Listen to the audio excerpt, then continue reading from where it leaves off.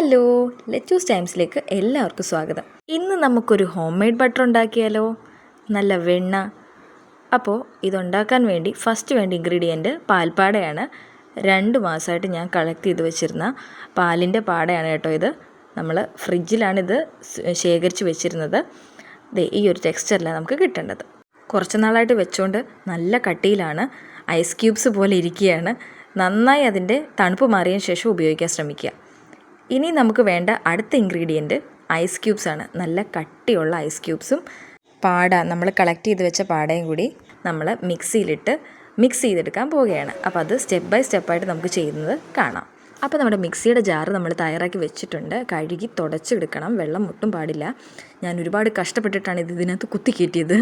നല്ല തണുപ്പോട് കൂടിയാണ് ഞാൻ ഇട്ടത്, അതുതൊട്ടേ ഞാൻ പറയുന്നുണ്ട്. പിന്നെ ഐസ് ക്യൂബ്സ് നമ്മൾ അതിനോടൊപ്പം ഇട്ട് കൊടുക്കുക. കുറച്ച് ഐസ് ക്യൂബ്സായിട്ട് വേണം നമ്മളിത് മിക്സ് ചെയ്തെടുക്കാൻ. ഒരുപാട് കൺസിസ്റ്റൻസിയിലായി പോയാൽ നമുക്ക് ചെയ്തെടുക്കാൻ പാടായിരിക്കും. ഞാൻ ഒരുപാട് തവണ മിക്സിയിലിട്ട് അടിച്ചതായി ഈ പരുവത്തിലാക്കി എടുത്തു.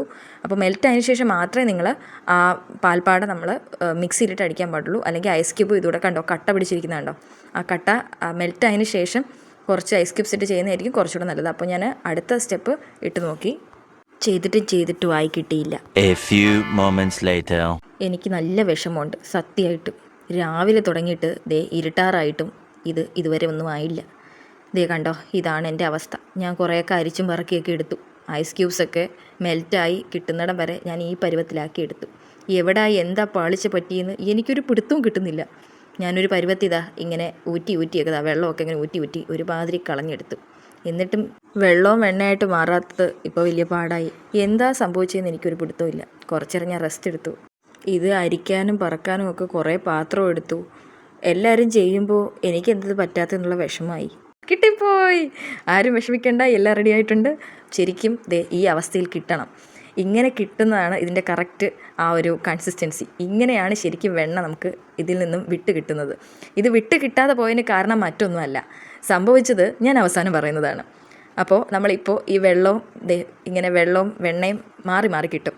നല്ല തണുപ്പായതുകൊണ്ട് തന്നെ നമുക്ക് എളുപ്പം ഇത് 2 രീതിയിൽ കിട്ടും. അപ്പോൾ നമ്മൾ അതിനെയെല്ലാം കളക്ട് ചെയ്ത് അടുത്ത വെള്ളം വെച്ച് കഴുകണം. നന്നായിട്ട് വെള്ളത്തിലിട്ട് കഴുകണം. കഴുകി കഴിയുമ്പോൾ എന്തായാലും ഇത് ഇനിയിപ്പോൾ ഇത് മിക്സായി മാറി വരില്ല. അപ്പോൾ അടുത്ത പാത്രത്തിലേക്ക് നല്ല വൃത്തിയുള്ള പാത്രത്തിൽ തന്നെ ഇടാൻ ചെയ്യണം. ഒരു ശകലം പോലും ഇതാവാൻ പാടില്ല. ഞാനിവിടെ പ്രിപ്പയർ ചെയ്തിരിക്കുന്നത് സോൾട്ടഡ് ബട്ടർ അല്ല, അതുകൊണ്ട് തന്നെ ഞാൻ ഉപ്പ് യൂസ് ചെയ്തിട്ടില്ല. നമ്മൾ നന്നായിട്ട് ഇത് കഴുകി വൃത്തിയാക്കി ഓരോ പാത്രത്തിലേക്ക് മാറ്റി ആ വെള്ള കളറ് വെള്ളത്തിൽ നിന്ന് നമുക്ക് വിട്ട് ആ വെള്ള കളർ മാറുന്നിടം വരെ ചെയ്തതായി ഈ പരുവത്തിൽ എത്തിച്ചിട്ടുണ്ട്. ഇത്രയും വെണ്ണയാണ് എനിക്ക് 2 മാസത്തെ കിട്ടിയത്. അപ്പോൾ നമ്മളതൊരു പാത്രത്തിൽ സൂക്ഷിച്ചു വെച്ചു. അപ്പോൾ എനിക്ക് സംഭവിച്ചത് എന്താണെന്ന് വെച്ചാൽ മറ്റൊന്നുമല്ല, കുറച്ച് കൺസിസ്റ്റൻസിയിൽ എടുക്കണമായിരുന്നു. അതാണ് എനിക്ക് പറ്റിപ്പോയത്. ഞാൻ 4-1 ചെയ്ത് വെച്ചപ്പോഴാണ് എനിക്ക് കറക്റ്റായിട്ട് മിക്സ് ചെയ്ത് കിട്ടിയത്. അപ്പോൾ നമ്മുടെ വീഡിയോ എല്ലാവർക്കും ഇഷ്ടപ്പെടുമെന്ന് വിചാരിക്കുന്നു. ടാറ്റാ.